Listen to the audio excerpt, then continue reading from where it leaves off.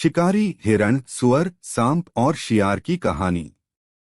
एक शिकारी था। वह शिकार करके अपना जीवन यापन करता था। उसने कई दिनों से शिकार नहीं किया था। एक दिन उसका मन हिरण का मांस खाने का हुआ। दूसरे ही दिन वह हिरण का शिकार करने जंगल चला गया। जंगल में उसे एक सुअर दिखलाई दिया।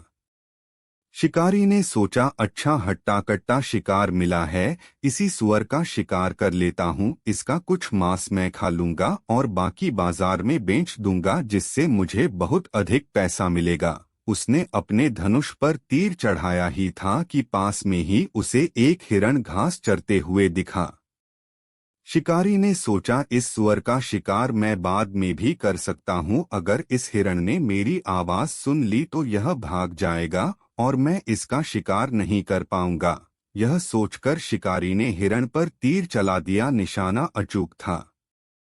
तीर सीधा हिरण को लगा और उसने कुछ ही पलों में अपने प्राण त्याग दिए। शिकारी हिरण को मारकर बहुत खुश हो रहा था। उसके मन में लालच आ गया कि हिरण के साथ अब सुअर का भी शिकार करता हूँ, इससे मुझे 2 गुनी आमदनी होगी। इस तरह का विचार कर शिकारी सुअर की तलाश करने लगा। उसे पास में ही सुअर दिख गया। शिकारी ने सुअर पर निशाना साध कर तीर चला दिया। तीर इस बार भी सीधा शिकार को लगा। सुअर बहुत ही मट्ठर प्रजाति का जीव होता है। तीर लगने पर सुअर ने सोच लिया कि वह मरने के पहले उसे मारने वाले शिकारी को मार देगा। सुअर के शरीर से खून बह रहा था, फिर भी वह शिकारी की तरफ मुड़ा और उस पर टूट पड़ा। कुछ ही पलों में शिकारी और सुअर दोनों की मृत्यु हो गई। जो शिकारी सैकड़ों जीवों का शिकार कर चुका था, आज एक शिकार के हाथों उसकी हत्या कर दी गई। शिकारी का लोभ ही उसके विनाश का कारण बना। कहते हैं, जब मृत्यु आती है तो किसी न किसी बहाने आ ही जाती है।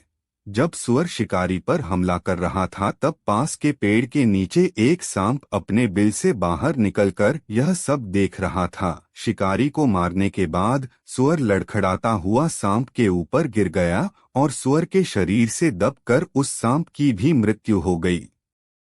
इस प्रकार उस छोटे से स्थान पर हिरण, शिकारी, सुअर और सांप के 4 शव पड़े हुए थे। उसी समय एक गीदड़ वहां आ गया और एक ही स्थान पर 4-4 शवों को देखकर गीदड़ बहुत खुश हुआ और मन ही मन सोचने लगा, बिना परिश्रम के इतना सारा भोजन मिल गया।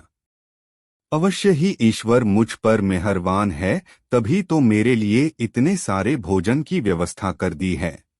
अब मुझे तरह तरह के जीवों के मांस का स्वाद चखने के लिए मिलेगा। अब तो मेरे कई दिन सुखपूर्वक इन जीवों के मृत शरीर को खाकर बीत जाएंगे। गीदड़ को समझ नहीं आ रहा था वो पहले किसे खाए। कभी तो वह शिकारी का मांस खाना चाहता, तो कभी हिरण का, तो कभी सुअर का। फिर उसने निश्चय किया कि पहले शिकारी का मांस खाया जाए। उसने कभी इंसान का मांस नहीं गया था। इसके बाद हिरण, उसके बाद सांप का और अंत में सुअर का मांस खाएगा। इस तरह उसका 1 माह बीत जाएगा। शिकारी के धनुष को देखकर गीदड़ उत्सुकतावश धनुष के पास गया।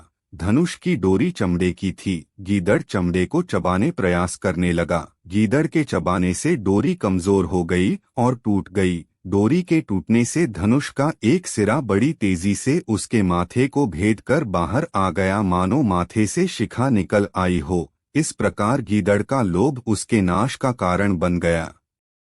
लालच का फल। शिक्षा, लोभ नाश का कारण है। कहानी से हमें शिक्षा मिलती है कि अत्यधिक लोभ विनाश का कारण बनता है। कहानी पसंद आई तो लाइक करें, शेयर करें, कमेंट करें और हमारे YouTube चैनल को सब्सक्राइब जरूर करें। आपका बहुत बहुत धन्यवाद।